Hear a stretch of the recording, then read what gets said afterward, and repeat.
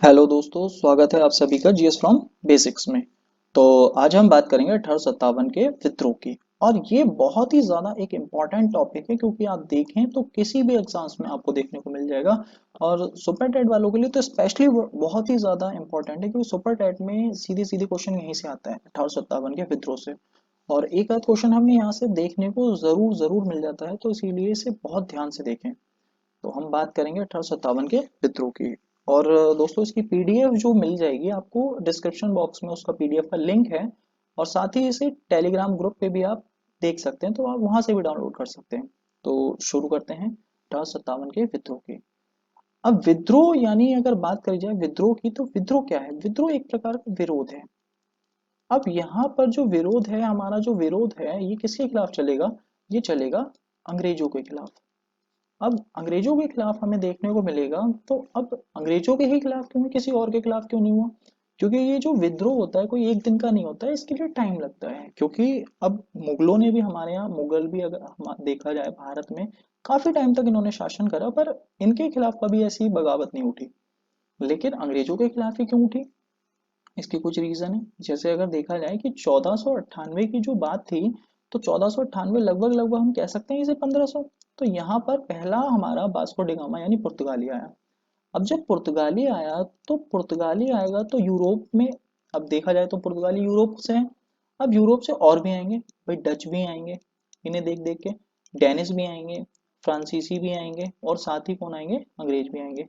तो लेकिन अब देखा जाए तो आए तो बहुत सारे लोग, लेकिन अंग्रेजों ने जो यहाँ पर भारत में टिके, तो सबसे ज्यादा कौन टिके? अंग्रेज टिके।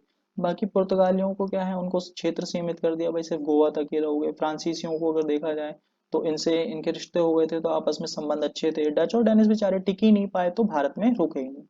अब जो अंग्रेजों की शुरुआत थी, वो लगभग लगभग कब से हुई है? 1600।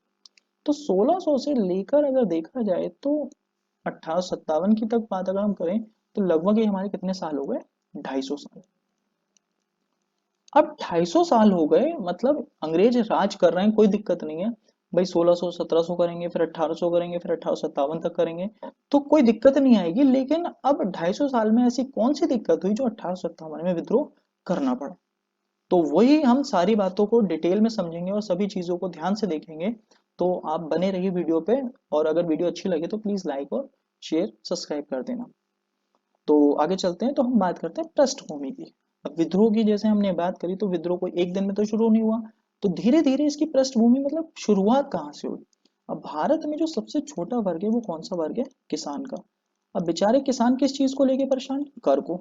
अब चाहे सूखा पड़ जाए तब भी उन्हें कर देना है। और अब किसानों से कर कौन लेगा? जमींदार। तो जो जमींदार होंगे, तो वो हमारे किसानों से कर लेंगे, और जमींदारों के पास से कहाँ जाएगा? नवाबों के पास। और नवाबों के पास से किसके पास जाएगा? अंग्रेजों के पास। अब जब किसान के पास नहीं होगा, तो जमींदार को कहाँ से देगा? अब जब जमींदार के पास नहीं होगा, तो नवाब को कहाँ से देगा? और जब नवाब के पास नहीं होगा, तो अंग्रेजों को कहाँ से देगा? तो ये सबसे बड़ी दिक्कत थी। ये मतलब अगर देखा जाए, हर आदमी परेशान है, किसान भी परेशान है, जमींदार भी परेशान है, नवाब भी परेशान है। तो सभी लोग यहाँ पर परेशान होने लगे, हर तरह से परेशान होंगे। तो इसके कुछ कारण निकल के आएंगे, कि कारण हमारे कुछ होंगे दीर्घकालिक, और कुछ होंगे हमारे तात्कालिक। तो दीर्घकालिक में जैसे अगर देखा जाए, तो सबसे पहले तो आर्थिक रूप से अंग्रेजों ने परेशान किया, भाई आर्थिक रूप से। फिर बात आती है सामाजिक रूप से। मतलब इन्होंने अगर देखा जाए तो समाज में क्या है, जैसे अलग अलग प्रथाएं थी शिशुवध की, तो शिशुवध की प्रथा को इन्होंने क्या कर दिया? रोक लगा दी। सती प्रथा, सती प्रथा को इन्होंने रोक लगा दी। विधवा पुनर्विवाह करवाना शुरू कर दिया। तो अलग अलग सामाजिक जो परेशानियां होंगी वो शुरू हो जाएंगी। दूसरा, अब ये जो सारी परेशानियां होंगी समाज की किससे जुड़ी हुई है? हर धर्म की। तो धार्मिक सुधार आंदोलन जैसे हमने देखे हैं पिछली वीडियो में, उनका डिस्क्रिप्शन में लिंक मिल जाएगा आपको। तो धर्म से भी क्या होगा? कहीं ना कहीं अंग्रेज हर किसी के धर्म में अपनी टांग अड़ाना शुरू कर देंगे, तो इस वजह से क्या होगा? दिक्कत होनी शुरू हो जाएगी। तो धार्मिक कारण भी देखने को हमें मिलेंगे। तो अलग अलग कारण होंगे, और सबसे बड़ी बात होगी तात्कालिक कारण की। तो तात्कालिक कारण में जो देखने को मिलेगा, जो हमारी मंगल पांडे द्वारा क्रांति की जाएगी। और वो भी सिर्फ किसको पीछे? धर्म को लेके, क्योंकि वहां पे धार्मिक भावनाएं आहत हो जाएंगी। क्यों? क्योंकि गाय और सुअर की चर्बी के कारण। तो इस वजह से सबसे ज्यादा दिक्कत होगी तात्कालिक कारण। तो किसी को कुछ भी कहते रहो, लेकिन भैया उसके धर्म से उसे कुछ मत कहो, नहीं तो बड़ी परेशानी होगी। और वही परेशानी किसने झेली? फिर अंग्रेजों ने। तो इसे 1857 की क्रांति भी कहा जाता है, इसे 1857 का विद्रोह भी कहा जाता है, इसे 1857 का संघर्ष भी कहा जाता है। अब ये जो विद्रोह हुआ ये क्या हो गया, असफल हो गया। अब असफल हुआ तो असफल इसके होने के कई कारण थे, क्योंकि भारतीयों के पास में ना तो धन था, भाई पैसा तो क्या है अंग्रेज लूट रहे हैं, और प्लस ना ही उनके पास में क्या है, हथियार। ना तो उनके पास धन है और ना ही उनके पास में क्या है, हथियार है। तो इसी वजह से काफी दिक्कतें हुई। तो ये भले ही असफल तो हो गया, लेकिन इसका एक बहुत अच्छा परिणाम निकला। क्यों? क्योंकि देश में राष्ट्रवाद की भावना जागी। सबको कम से कम, चाहे वो हिंदू हो, मुस्लिम हो, सिख हो, कोई भी हो, तो अलग अलग जो भी कम्युनिटीज थी, तो यहाँ पर उन्हें इस बात का पता चल गया कि हमारी जो लड़ाई है, मेन लड़ाई किससे है, अंग्रेजों से हमारी लड़ाई है। हमारी आपस में लड़ाई नहीं है, हमारी अंग्रेजों से लड़ाई है। तो राष्ट्रवाद का बीज क्या हो गया, जमना शुरू हो गया। भले ही हम फेल हो गए, लेकिन फिर भी अगर देखा जाए तो देश में एकता वाली भावना जाग गई। फिर आगे बात आती है हमारी, जैसे अगर देखा जाए तो फिर 1857 का विद्रोह। तो 1857 का जो विद्रोह है, अब अगर देखा जाए तो ये किसके खिलाफ है, ईस्ट इंडिया कंपनी के खिलाफ है। और पहली अभिव्यक्ति, मतलब पहला ऐसा कोई विद्रोह है जो मतलब अंग्रेजों के खिलाफ सामूहिक रूप से इतना बड़ा विद्रोह देखने को मिलेगा। तो इसीलिए इसे बोला जाता है पहली अभिव्यक्ति थी, क्योंकि सामूहिक रूप से हमें देखने को मिली थी। कई जगह जगह पर विद्रोह हुआ, तो किसके खिलाफ हुआ, अंग्रेजों के खिलाफ हुआ। तो यहीं पर बात आती है, इसीलिए यह ब्रिटिश ईस्ट इंडिया की कंपनी के सेना के सिपाहियों के विद्रोह के रूप में शुरू हुआ, क्योंकि भाई सैनिक थे, मंगल पांडे बैरकपुर में सैनिक थे, तो इसी वजह से दिक्कत होनी शुरू हुई। लेकिन जो जनता थी, इसने भी भागीदारी निभाई, क्योंकि भाई धीरे धीरे जब सैनिकों से आएगा तो समाज में आएगा, और समाज से आएगा तो फिर जनता के पास जाएगा। तो इसी वजह से ये हमें समाज में भी देखने को मिलेगा। तो यहाँ जो बात आती है, फिर बात आती है विद्रोह के कारण। तो विद्रोह के जो कारण है, जो सबसे पहला कारण हमें देखने को मिलेगा, राजनीतिक कारण। तो पहला कारण हम देखते हैं, तो राजनीतिक कारण में जो सबसे बड़ा कारण था, तो वो पेशवा की पेंशन रोकना, बैली चली की सहायक संधि। तो इसके बारे में हम कुछ बात करते हैं। तो जैसे पेशवा की पेंशन, तो पेशवा अगर देखा जाए तो पेशवा हमारे कहाँ थे, पेशवा अगर देखा जाए, पेशवा थे महाराष्ट्र यानी मराठा। अब ये जो थे, इन्हें पहुंचा दिया कहाँ पर, कानपुर। और कानपुर में भी कहाँ पहुंचा दिया, कानपुर में बिठूर पहुंचा दिया। अब बिठूर में भी इन्हें देने लगे पेंशन।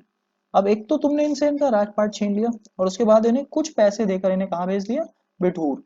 अब उसके बाद में कुछ दिन तक तो पैसे दे रहे हो, उसके बाद में पैसे क्या कर दिए, देने बंद कर दिए। तो उस वजह से यहाँ पर कहीं ना कहीं पेशवा को बुरा लगेगा। उसके बाद में फिर बात आती है बेलेचली की सहायक संधि। अब यहाँ पर सहायक संधि क्या कहती है, जैसे मान लीजिए कि राज्य हमारे दो, ए और बी। अब ए थोड़ा छोटा राज्य है और बी थोड़ा बड़ा राज्य है। तो बेलेजली यानी बेलेजली की सहायक संधि ये कहती थी कि मान लो जो छोटा राज्य, पहले उसे पटाना शुरू करो। मतलब उसे ये कह दो कि जो बड़ा राज्य है वो तुम पे कभी भी हमला कर सकता है, और तुम्हारी रक्षा केवल कौन कर सकता है, हम कर सकते हैं। और हम कैसे करेंगे कि हमारी जो सेना है चारों तरफ हम अपनी सेना लगा देंगे, तो तुम्हारी सुरक्षा हो जाएगी। अब सुरक्षा का वादा तो कर लिया, और इधर अंग्रेजों ने क्या करा कि बी को भड़का दिया कि ए तुम्हारे खिलाफ क्या कर रहा है, प्लानिंग कर रहा है। तो बी से करवा दी एक ही लड़ाई। अब यहाँ पर, और जब लड़ाई करवा दी, तो ए का साथ छोड़ दिया अंग्रेजों ने, और उसके बाद में किधर शिफ्ट हो गए अंग्रेज, बी की तरफ शिफ्ट हो गए। यानी बी का इन्होंने भरोसा भी हासिल कर लिया, और बी से ये लड़ भी नहीं सकते थे, जीत भी नहीं सकते थे, तो कहीं ना कहीं बी के साथ हो गए। तो और जो ए बेचारा छोटा सा था, तो वो बेचारा बिना बात के मारा गया। तो ये थी सहायक संधि की, मतलब पहले तो उससे कह दिया कि हम तुम्हारी सहायता करेंगे, लेकिन बाद में एन वक्त पे उनसे धोखा देते थे। तो इस वजह से कहीं ना कहीं ये भी राजाओं को पता चलना शुरू हो जाएगा कि अंग्रेज क्या है, धोखेबाज है। बड़ी संख्या में भारतीय शासकों और प्रमुखों को हटा दिया गया। अब ये भारतीय शासक मतलब, अगर भारतीय कहीं कोई भी बड़ा अच्छी पोस्ट पर है, यानी कलेक्टर वगैरह है, तो वो भारतीय जनता के बारे में सोचेगा। तो इसी वजह से भारतीयों को हटा दिया और अंग्रेजों को रखना शुरू कर दिया, क्योंकि अंग्रेज सोचेंगे इंग्लैंड के बारे में, और भारतीय सोचेगा किसके, भारतीयों के बारे में। तो यहाँ आगे बात आती है अंग्रेजों की विस्तारवादी नीति या डलहौजी की व्यवगत सिद्धांत। यह सबसे फेमस इसे बोला जाता है हड़प नीति। तो हड़प नीति यहाँ पर अगर देखी जाए, तो हड़प नीति क्या कहती है, हड़प नीति में तीन कंडीशन थी। तीन कंडीशन क्या क्या कहती थी, तो पहली कंडीशन ये कहती थी कि कोई भी सल्तनत या कोई भी रियासत जो मुगलों और मराठाओं के अधीन कभी भी नहीं रही। तो कभी इनके अधीन नहीं रही, तो वो अपना कुछ भी कर सकते हैं अपने राज्य में, हम उनके राज्य में कोई भी इंटरफेयर नहीं करेंगे, मतलब हम उनसे कोई भी छिड़खानी नहीं करेंगे। दूसरी कंडीशन कि जो सल्तनत मराठाओं या मुगलों के अधीन रही, तो अगर उन्हें मान लो अपना कोई भी वारिस देना है, या वारिस, या फिर अगर उनके कोई भी पुत्र वगैरह नहीं है, उन्हें गोद लेना है किसी को, तो वो किससे पूछ के लेंगे? कंपनी से पूछ के लेंगे, यानी अंग्रेजों से पूछ के लेंगे। तो यानी कि ऑटोमेटिकली अब अंग्रेज कहेंगे हाँ तो हाँ, नहीं तो फिर ना तो ना। तो इसी वजह से यहाँ भी एक बड़ी दिक्कत थी। तीसरी कंडीशन कि जिन राज्यों का मतलब विकास अंग्रेजी शासन में हुआ या कंपनी के द्वारा हुआ है, तो वो जब उनका कोई भी वारिस नहीं बचेगा, तो वो किस में विलय हो जाएंगे? कंपनी में विलय हो जाएंगे। तो इस वजह से ये जो तीन कंडीशन थी, तो इस वजह से हड़प नीति, अब भाई किसी को गोद लेना है, किसी के कोई पुत्र वगैरह नहीं है तो उसे गोद लेना है, तो गोद लेने की कंडीशन कंपनी ने बंद कर दी, तो ऑटोमेटिकली किस में विलय हो गया? कंपनी में। तो ये जो हड़प नीति या व्यवगत सिद्धांत या विस्तारवादी नीति, ये डलहौजी ने दी थी, तो इसका पालन करा। अब इसका पालन करते हुए यहाँ पर अब अलग अलग रियासतें मिलाई गई, तो यहाँ पे भी एक इम्पोर्टेंट है। तो सतारा 1848 में, जैतपुर संबलपुर 1849 में, उदयपुर 1852 में, झांसी 1853 में, और नागपुर 1854 में। तो यहाँ पर ये याद रखनी है, यहाँ पर अगर देखा जाए तो ये सतारा बहुत ज्यादा इंपॉर्टेंट है, कई बार एग्जाम्स में आई हुई है। और यहाँ पर फिर बात आती है झांसी, तो ये हमारी वैसे तो सभी इंपॉर्टेंट है, लेकिन ये स्टार्टिंग में तीन अगर देखा जाए, और ये हमारी झांसी काफी इंपॉर्टेंट है। तो इन सभी रियासतों को इन्होंने धीरे धीरे करके क्या कर लिया? अंग्रेजी रियासतों में, मतलब कंपनी के अधीन क्या कर लिया? इन्हें सभी को विलय कर लिया। अब तो ये तो था हमारा राजनीतिक कारण, फिर बात आती है आर्थिक कारण। आर्थिक कारण में किसान और जमींदार जो थे, वो भूमि लगान और कर वसूली के सख्त तौर तरीकों से बड़े परेशान थे। जैसे स्थायी बंदोबस्त। स्थायी का मतलब था कि फिक्स, कि आपको मतलब कुछ भी हो जाए, चाहे वहां पर सूखा पड़ जाए, अकाल आ जाए, कुछ भी दिक्कत हो, आपको जो फिक्स अमाउंट है उतना लगान देना ही देना है। अंग्रेजों को उस बात से कोई मतलब नहीं कि अकाल है, सूखा है, क्या है, कोई दिक्कत, उन्हें उस बात से कोई लेना देना नहीं है। फिक्स मतलब फिक्स है, तो फिक्स उतना जमींदार को देना ही पड़ेगा, कहीं से भी करके दे। तो वो कहलाता था स्थायी बंदोबस्त। फिर बात आती है रैयत बाड़ी।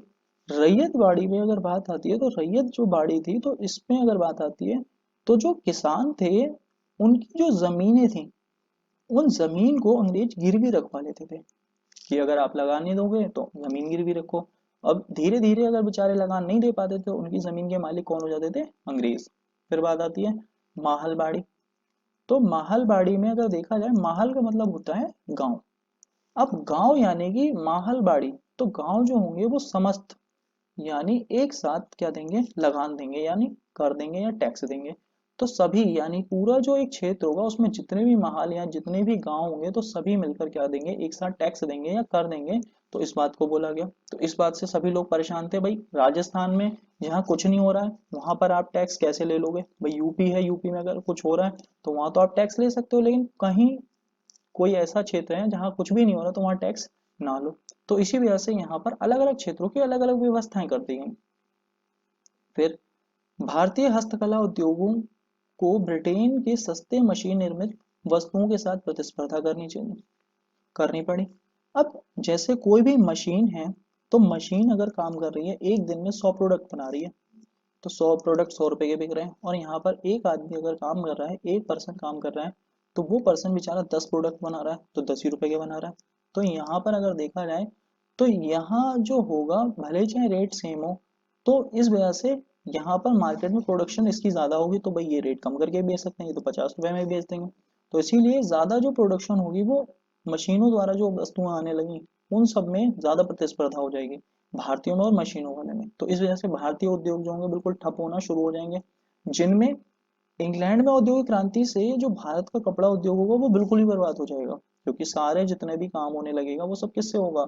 उद्योगों के द्वारा होने लगेगा। तो उस वजह से भारत में जो बेचारा काम होता था, वो सब हाथ से किया करते थे, तो इस वजह से भारत का जो कपड़ा उद्योग हो जाएगा, वो बर्बाद होना शुरू हो जाएगा। तो ये आर्थिक कारण थे।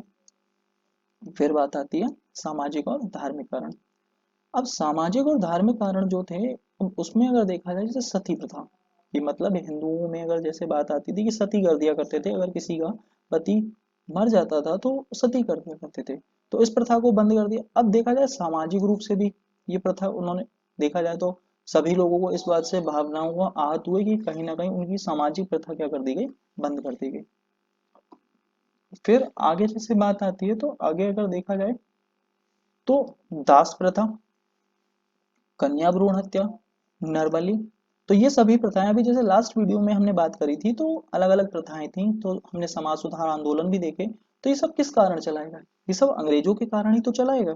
तो इसी वजह से अलग अलग चीजें जब हमें देखने को मिलेंगी तो यहीं पर हमारी बात आती है, इन सभी प्रथाओं को खत्म करने और विधवा पुनर्विवाह जैसी प्रथाओं को वैध बनाने वाले कानून से स्थापित सामाजिक संरचना के लिए खतरा माना गया। भाई समाज क्या है, समाज में जब चीजें बदलनी शुरू हो जाएंगी तो लगेगा कि यहाँ पर क्या है, समाज को खतरा है। तो इस वजह से भी दिक्कतें हुई, चाहे वो सामाजिक थी चाहे वो आर्थिक थी या धार्मिक थी। ईसाई धर्म अपना लेने वाले भारतीयों की पदोन्नति, मतलब अगर किसी ने हिंदू धर्म छोड़ दिया, मुस्लिम धर्म छोड़ दिया और वो ईसाई बन गया, तो उसकी क्या कर दी गई, पदोन्नति कर दी गई। तो इस बात से भी कहीं ना कहीं मतलब तुम किसी के धर्म से कैसे छेड़छाड़ कर सकते हो। फिर आगे बात आती है, भारतीय धर्म का अनुपालन करने वालों को सभी प्रकार से अपमानित किया जाता था। जैसे अगर मान लो कोई व्यक्ति टीका लगा रहा है, तो टीका लगा रहा है तो उसके खिलाफ मतलब कोई कमेंट पास करना, या कोई व्यक्ति पगड़ी बांध रहा है, या जैसे कोई मुस्लिम व्यक्ति टोपी लगा रहा है, या कोई व्यक्ति कानों में बाली पहन रहा है, तो कहीं ना कहीं उसके मतलब उसे कमेंट पास करना, उसे परेशान करना। तो इस बात से मैं कहीं ना कहीं मतलब धार्मिक रूप से भावनाएं क्या हो जाएंगी, आहत हो जाएंगी। फिर बात आती है तात्कालिक कारण। तो तात्कालिक कारण में अगर देखा जाए तो तात्कालिक कारण हमारे कौन से हो जाएंगे, सबसे बड़ा कारण होगा गाय और सुअर की चर्बी का प्रयोग। अब इसमें भी जो बात होगी, तो इसमें भी यहाँ पर इसकी जो शुरुआत होगी, क्योंकि यहाँ पर अगर देखा जाए सबसे बड़ी बात ये एक तो धर्म से जुड़ा हुआ है, और ये जो है तो ये उस समय का सबसे बड़ा कारण था, क्योंकि उस समय के जो कारण था वो सैनिक थे। क्योंकि सैनिक क्यों थे, क्योंकि सरकार ने ब्राउन बेस बंदूक की जगह कौन सी बंदूक लेके आए, न्यू इनफील्ड राइफल, और उसमें जो कारतूस थे उस कारतूस में गाय और सुअर की चर्बी का प्रयोग होता था। तो इस वजह से उन कारतूसों को लोड करने के लिए मुंह से खोलना पड़ता था, जिससे हिंदू और मुस्लिम दोनों ही सिपाही परेशान। भाई हिंदू गाय से परेशान, मुस्लिम सूअर से परेशान, तो दोनों ही सिपाहियों ने साफ मना कर दिया कि भाई हम इसका इस्तेमाल नहीं करेंगे, क्योंकि हमारी धार्मिक भावनाओं को आहत होगा। तो जब इस बात के लिए 29 मार्च 1857 को मंगल पांडे ने आवाज उठाई, तो उसकी उसके अधिकारियों से बहस हो गई। अब जब बहस हो गई तो उनके बीच में लड़ाई झगड़ा हुआ, लड़ाई झगड़ा हुआ तो मंगल पांडे ने उन पर हमला कर दिया। तो इस बात से अंग्रेजों ने मंगल पांडे को गिरफ्तार करके मंगल पांडे को चढ़ा दिया फांसी पर। अब फांसी पर कब चढ़ाया गया, 8 अप्रैल 1857 को। जब फांसी पे चढ़ा दिया तो इस बात से जो बाकी और जो सैनिक थे, अब चाहे वो हिंदू हो या मुस्लिम हो, बात तो सभी की भावनाओं की थी। तो मंगल पांडे ने भावनाएं तो कही थी, क्योंकि भाई पांडे पांडे जी हमारे ब्राह्मण थे, तो उन्होंने इस बात के लिए मतलब मुद्दा उठाया। अब जब मुद्दा उठाया किसी की आवाज दबाओगे और वो भी धर्म को लेके, तो इसी वजह से यहाँ पर क्या है, बाकी जितने भी सैनिक थे उन सभी सैनिकों ने क्या कर दिया, विद्रोह। तो विद्रोह का आरंभ 10 मई 1857 से मेरठ छावनी में जितने भी सैनिक थे उन्होंने सभी ने कारतूस के प्रयोग से मना कर दिया और अपने अधिकारियों पर गोलियां चलानी शुरू कर दी, यानी उन्होंने पूरी तरह से विद्रोह करना शुरू कर दिया। अब भाई किसी के धर्म को अगर छेड़ोगे तो बुरी तो लगेगी, बुरी लगेगी, बेचारे को कितना ही परेशान कर लो, कर लगान कुछ भी कर लो, उस बात से कोई फर्क नहीं पड़ रहा। लेकिन उसके धर्म के साथ अगर आपने छेड़छानी करी, तो यहाँ पर उसी का ही सिला किसको मिला, अंग्रेजों को मिला। विद्रोही 11 मई को दिल्ली पहुंचे। अब 11 मई को दिल्ली पहुंचने के बाद 12 मई को दिल्ली पे कब्जा किया और बहादुर शाह जो थे उनको दोबारा से भारत का सम्राट बना दिया और क्रांति का नेता घोषित कर दिया। उन्होंने ये कह दिया बहादुर शाह से, सभी सैनिकों ने, कि जो भी हो वो आप ही हो, अब आप ही बताओगे कि कैसे लड़ाई लड़नी है और क्या करना है, कैसे अंग्रेजों के खिलाफ जो भी होगी सब आपकी बात मानेंगे, आप सर्वोपरि हो। और भारतीय स्वतंत्रता के संग्राम के ध्वज के रूप में कमल और रोटी को चुना। तो इसीलिए जो झंडा था उसमें एक तरफ कमल था और एक तरफ रोटी थी। तो इस बात से यहाँ पर उस समय के जो सबसे बड़े तात्कालिक कारण थे, तो वो तात्कालिक कारण यही थे कि गाय और सूअर की चर्बी का प्रयोग करना। तो इस बात को लेकर यहाँ पर जो विद्रोह शुरू हुआ। तो यहाँ इस वीडियो में हम यहीं तक बात करेंगे, बाकी हम नेक्स्ट वीडियो में बात करेंगे कि कहाँ कहाँ किन किन क्षेत्रों में विद्रोह शुरू हुआ और उसके बाद में जो विद्रोह था उसका किसने शुरू किया और कौन दमन करता था। तो आज के लिए इतना ही दोस्तों, और इसकी जो पीडीएफ है आपको डिस्क्रिप्शन बॉक्स में उसका लिंक मिल जाएगा, और साथ ही आप चाहें तो टेलीग्राम ग्रुप में भी हमारे ज्वाइन कर सकते हैं और वहां पर भी आपको ये पीडीएफ मिल जाएगी। तो आज की वीडियो के लिए इतना ही, और अगर वीडियो अच्छी लगी हो तो प्लीज़ लाइक और शेयर ज़रूर करें। Thank you.